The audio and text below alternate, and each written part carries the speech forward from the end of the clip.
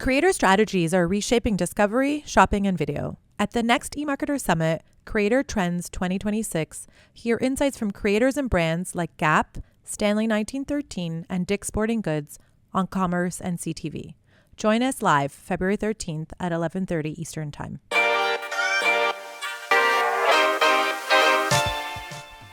Hi, everyone. Today is Wednesday, January 28th. Welcome to eMarketer's weekly retail show, Reimagining Retail, where we talk about how retail collides with every part of our lives. I'm your host, Suzy Davidkhanian.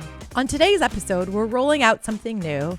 It's our Unofficial Monthly Retailer Awards, or as our producer and some others are calling it already, the U.M.R.A.s. They're taking the place of our retailer rankings, which also means we're officially retiring the committee. Thank you for your service, committee. You earned the rest. Joining me in the studio, we have Arielle Feger. Hi, Arielle. Hi, I'm delighted to be here. I'm so excited to have you. Analyst Rachel Wolff. Hello, thanks for having me. Thanks for joining us. And dialing in from Texas, we have Principal Analyst Sky Canaves. Hey, Sky. Hey, everyone. Okay, so how this works is that each month we're going to hand out our U.M.R.A. awards to the retailers we think really nailed it in 3 key categories: most impactful campaign, best in real life initiative, and the greatest under the radar move. Arielle, Rachel, and Sky each brought a nominee for January, and I'll get to pick the winner based on how convincing their case is. So let's get started. Award 1, most impactful campaign. This is the marketing idea that broke through the noise, that resonated, was memorable, high performance, and the nominees are, Arielle, I'm starting with you. Ooh, exciting. So my nominee is Dr. Pepper for a TikTok jingle turned commercial. So back on December 23rd, a TikToker named Romeo shared a video where she is like, "Hey, Dr. Pepper, I've got a theme song for you." And she sang this really cute little song. And then on January 19th, Dr. Pepper unveiled official commercial with that jingle. Obviously, they worked with Romeo to create it. And I think it's just such a fun way of a brand really capitalizing on quick momentum, a social trend, and kind of just a surprise and delight. What a fun way to incorporate fans. I love this one. I love, because we don't often talk about how audio can also go viral. It was a very cute moment. Next up, Rachel, what's yours? So the one that caught my attention this month was Coach teaming up with The Sims to offer players branded in-game items and wearables. And, you know, there are a few reasons this caught my eye. One is that as a recovered Sims addict, I'm very interested in something I didn't know about you, Rachel. In any new content drops. But also, I think it's interesting to see a brand have a video game activation on a platform that is not Roblox or Fortnite. So that's one differentiator. And I just think it's a great way to reach a huge audience of people, not only younger consumers that Coach has really been going after, but there's such a wide audience for The Sims that I can really see it doing wonders for their sales. As a non-gamer gamer, I had to look up The Sims, so now I'm devastated that I might start playing a new game. I'm also a non-gamer gamer, but every time I hear about The Sims, I'm like, wow, that's still around? Because it seems very old. It seems from like 20 years ago now. So, you know, it evolves, I guess. Well, and the thing about Coach, which I thought was cool, is that they're staying true to their own course around gaming, but they're expanding that footprint into a place that for some of us is net new, or maybe Sky, we're not the generation that's on it anymore. I'm not sure. But it is really interesting to see how they're using customization in a new way. Sky, who's your nominee?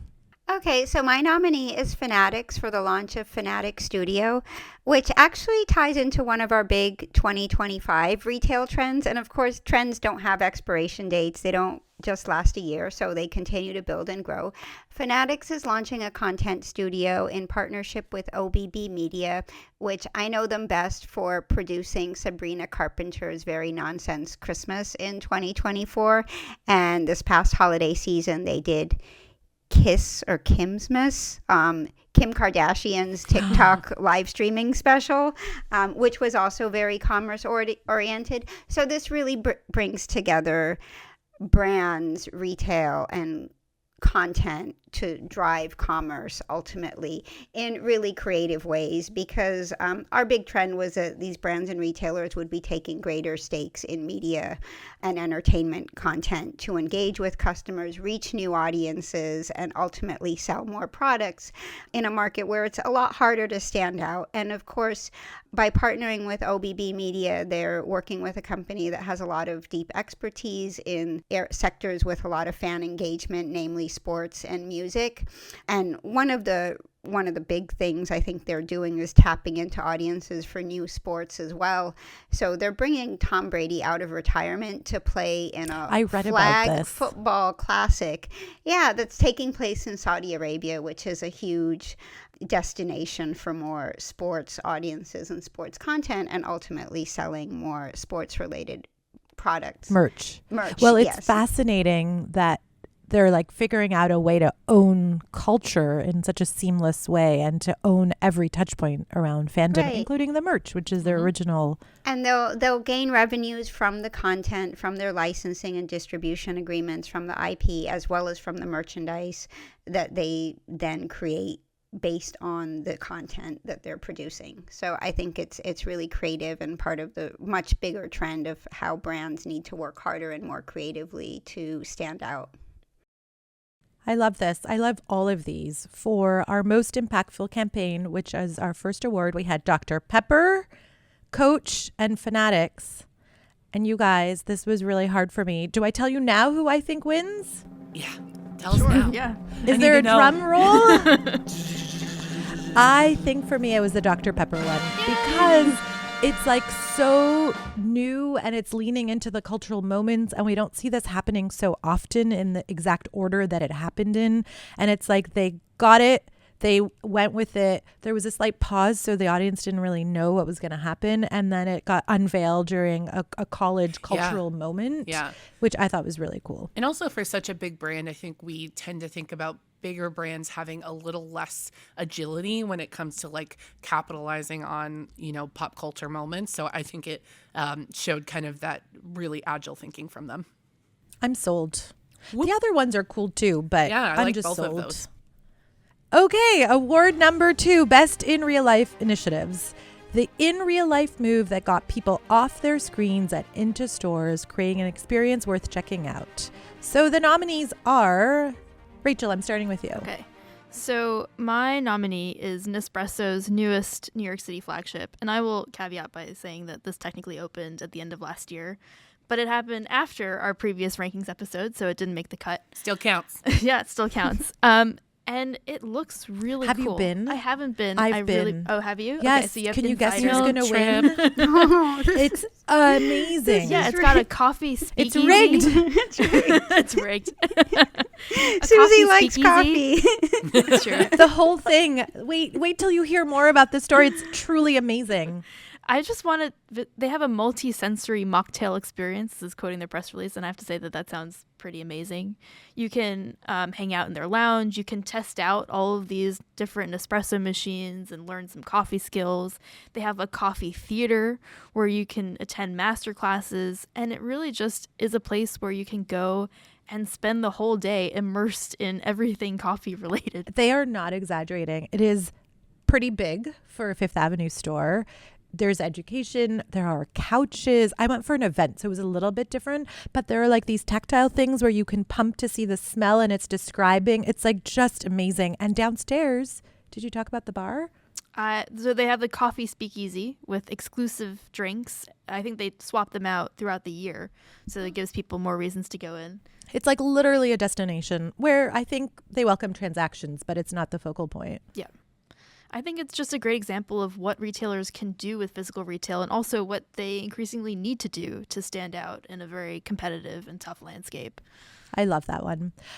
Up next, we have Sky. I'm going to caveat that this one got nominated by many people in many different categories. So I also wonder if this might be the winner. I don't know. Coffee immersive experiences are going to be tough to follow. As an Nespresso loyalist who insists on fresh cup of coffee by just pushing a button in the morning Right. before I'm barely awake. Imagine I'm kind a of sold. speakeasy. Yes, I want to go live there now. So my pick is Levi's with the Wear Longer Project, which is an educational initiative for high school students to teach them how to repair or repurpose clothing that they already own. And they launched this with a workshop in San Francisco at one of their innovation labs. And they're going to do additional ones throughout the year, along with activations during Super Bowl weekend, which is coming up. And so we know that Gen Z loves thrifting and secondhand clothing and DIY projects. So this brings all of them together. Levi's actually based this on, I think, some of their own survey research that they had done, which found that a lot of Gen Z doesn't know how to do basic repairs. So it's really focused on basic things like sewing buttons, on repairing tears, hemming items. And I think if they brought something like this into stores, like expanding it further, it could really be one of those things that brings people into stores. It creates new experiences. I know that other stores are doing, like I saw that Michael's is doing patch bars now. So that's the kind of thing that I think will really appeal to younger consumers. They want to go to stores, but it, as Rachel said, it's not just for transactions. It's to have experiences and do things together with other people. One thing I thought was really interesting about the Levi's project is that it also kind of is a way for them to justify premiumization, right? If you can make the case that you can buy this more expensive pair of jeans, but we will give you the tools so that you can wear it for longer, I think that really supports that push. That and also trust, right? Like you can trust me that I'm giving you something great and I stand by it and I'm going to show you how to fix it yourself. Yeah. And they're also offering resources for high schools that work with this platform to help teach students in schools as well, which is when I think about how I learned these basic tasks. I had sewing in junior high school and I made a pair of denim overalls. Oh, my I God, want to see love that. That's awesome. Arielle, I know you had this one on your list too. Anything to add on? I did. I really like this one. I think it's a good example of a brand kind of doing good while also like being able to do brand marketing. I think you can do both. And as someone who, unfortunately, I did have home ec in middle school, but somehow didn't retain any of it, I could certainly use some of this. I mean, it is really cool. And if all of this isn't enough on the sustainability and trust building, they're doing activations during the Super Bowl, which I think is also really clever. Arielle, what do you have then instead? So I cheated a little bit. So mine is less about bringing consumers in store, although I think this could, when done right, absolutely do that, and more about bringing advertisers in store. So I love to talk about retail media. And so my nominee is Albertsons for kind of a two-pronged approach. They're bringing more in-store advertising to about 800 additional stores this year. And in addition, they're launching a measurement capability that helps advertisers measure incremental sales in store, which is something that is kind of hard to do and something that I think in-store retail media has had a little bit of a challenge with advertisers needing to prove its value. So I think with this, I think Albertsons will then bring more advertisers in store and then also which will bring more customers in store and have a better in-store experience. I mean, I'm cool with the small cheat. Yes. I always do those kinds of things. So that doesn't worry me at all. The one thing I'm a little bit, and we spent a lot of time talking about this last week, but what I'm a little bit concerned about is, can it become too much clutter? I think it absolutely is possible. And I think that, Albertsons, I think, has been on the forefront specifically of measurement. And I trust that they are trying to do this with the customer experience in mind. So, obviously, anytime you bring more screens in store, there's the opportunity for it to feel overwhelming or distracting. But, that's kind of why I'm so interested in this, because I'm really excited to see how it can work out well. Yeah. I mean, we were talking about that, Sky and I, earlier this week around, or maybe it was last week. Sky and I were talking about that last week around ChatGPT bringing in advertisers, right? And Amazon did it too. And I think if people understand that there are going to be ads, then they're sort of more accepting of it. And somehow the Europeans survive with a lot more digital screens in their supermarkets. Exactly. And we don't think it affects their quality of life or quality of shopping experience. That is very true. So then with that, the Best in Real Life initiative goes to... Thank you. The Nespresso store. Surprise. Also, in parentheses, I'm trying to get them to come on the pod. So. It does sound very cool. And actually, when you were talking about it, Rachel, it made me think of a brewery or something. It's amazing. This experience where you're smelling and tasting and learning about how it's made, and I think really adds to the enjoyment of a product. And it's like Wi-Fi and coffee tables, and it's just like so nice. And it's such a departure from the Nespresso stores that I've experienced. The one here in Austin is pretty small. It's smaller than the one I've been to on Madison Avenue, where it is a little bit narrow. And I went to one in Europe once, and it was like a giant waiting room. I think people took tickets and they sat down to get their coffee because it's so popular there. It was a lot more transactional. So I fully celebrate the immersive coffee experience. I love it. So on to award number 3, greatest under the radar move for the month. This is the smart play that didn't make the headlines, but quietly moved that business forward. And the nominees are, Sky, I'm starting with you. Sure. And this one, I guess, follows on nicely from Arielle's retail media oriented pick because it also has a retail media angle. And this is Amazon is upgrading the Dash cart. So they have these smart carts that they've started rolling out in Whole Foods stores, and they've introduced a refreshed, lighter, more capacious version that can take more payment options. And I think it's a really savvy move as the prices of this kind of technology come down and they're able to roll them out in stores, because we talk about those challenges to retail media and digitizing the stores through screens. And I'm racking my brain trying to remember where I read this, but I recently came across an article talking about that challenge of screens in terms of creating bottlenecks in stores if you get people crowding around screens. I saw Sam's Club also recently had some announcements about refreshing their sample dispensing kiosks, which can also create lines and crowds around them while you wait for the sample to be dispensed while you watch a commercial for a product. So I think part of unlocking the power of in-store retail media is really going to be with more flexibility, mobility, and connectivity to the customer as they move through the store, rather than a static and stationary displays or ad tech that is apart from the customer. So mobile phones and retailer shopping apps are a great way to do this when people are looking at their phones in stores. And I think the cart is also very savvy, and you can easily measure the displaying an ad or offer on the screen and whether a product goes into the cart or when it goes into a cart at some point later. And so and this is also really good in terms of removing some of the friction from the original cart, right? And making it that much easier. So on the retail media front, amazing. But on the consumer front, it might also just make for a better experience. Right. If you can actually fit your whole shopping trip into the cart. That kind of matters. Well, at a Whole Foods, I think you're probably not doing a big haul. Cool. Not a small company, but definitely a small move that was under the radar for the better. Arielle, what do you have? Speaking of small, this I have to tee myself up.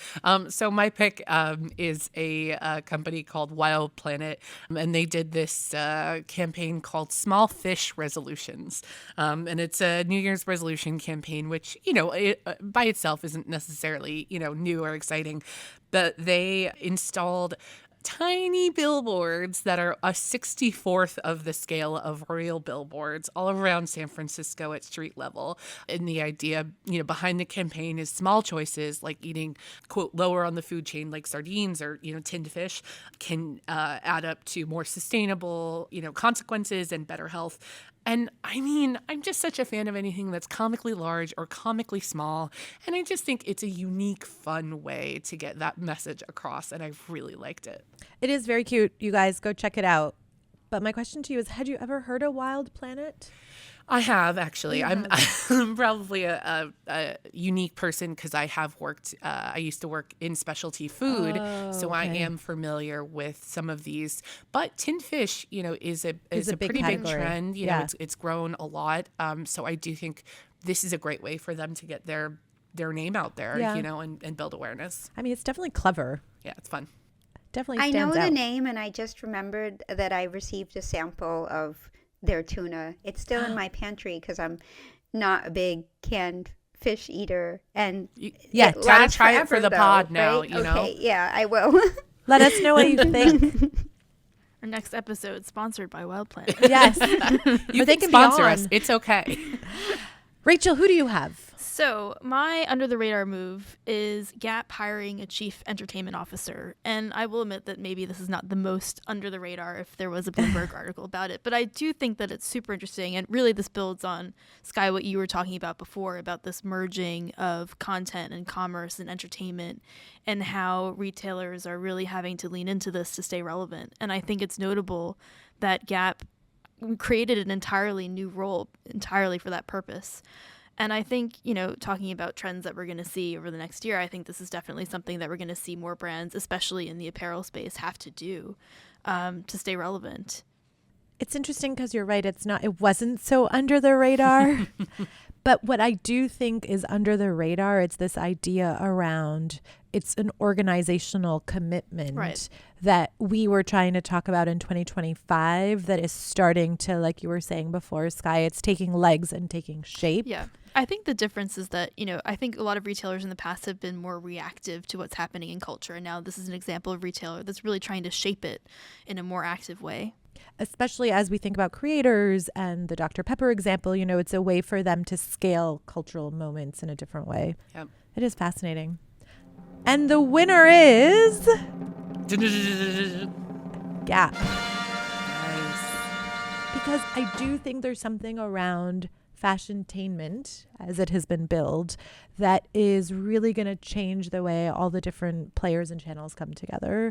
And it wasn't under the radar, but I don't think it got enough radar. Yeah, I think people were more focused on, here they're doing something entertainment related, as opposed to thinking about here are the implications of what that move means for the industry. Yeah. I think it's a really interesting move. I think it's a smart move, and I'm sure that other brands will follow suit. Those are all our awards. Thank you so much for joining us. So the first award was Most Impactful Campaign. Dr. Pepper was the winner. Best in Real Life Initiative, the Nespresso store on Fifth Avenue in New York City. And Greatest Under the Radar Move, which was Gap and their new structural change. If you're keeping count, that's 2 for Rachel and 1 for me. She And did get them 0 in for me. fastest. None for Sky Canaves. That was a Glen Coco reference, just FYI. From Mean Girls? No. Okay. Sorry. I wasn't trying to be mean. It didn't even sound mean. Okay, good.